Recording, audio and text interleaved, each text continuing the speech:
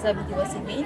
Saya ingin mengucapkan ribuan terima kasih kepada para penginfak kerana sudi menginfakkan Al-Quran di sekolah kami, dan didoakan para penginfak semua dimurahkan rezeki, dipanjangkan umur, mendapat umur yang berkat dan bahagia di dunia dan di akhirat. Untuk mendapat saham yang berpanjangan atas infak Al-Quran ini. Assalamualaikum warahmatullahi wabarakatuh. Nama saya Syafiqin Azimi Syafullah dari kelas 4 Ibn Sina Sekolah Islam Ejak Dulu.